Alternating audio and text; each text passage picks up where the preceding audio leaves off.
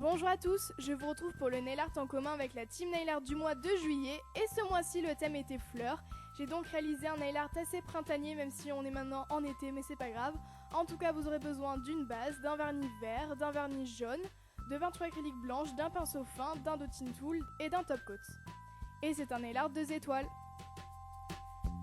Je commence du coup comme toujours la première étape à ne jamais oublier par appliquer ma base qui va servir de bouclier pour protéger l'ongle des pigments du vernis qui pourraient le jaunir.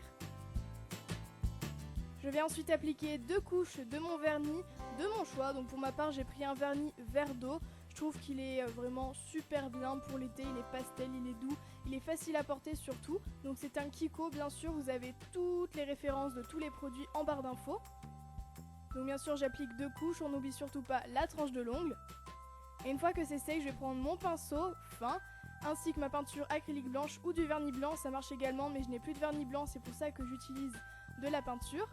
Et donc je vais faire mes pétales, donc je vous conseille plus de regarder les images, en tout cas je commence par un point et ensuite je vais venir faire des pétales tout autour.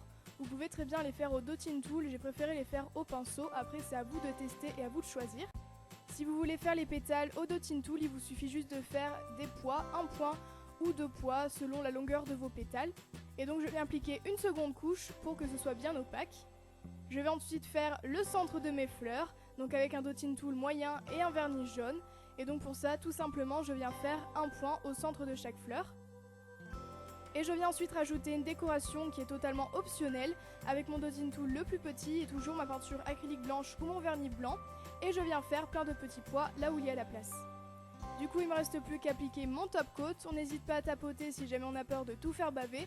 On n'oublie surtout pas la tranche de l'ongle pour faire tenir le nail art beaucoup plus longtemps et pour éviter que l'eau ne fasse enlever la peinture acrylique.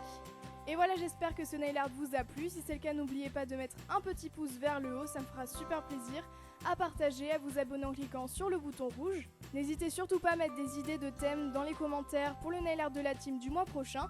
Quant à moi, je vous retrouve mercredi pour un nouveau nail art.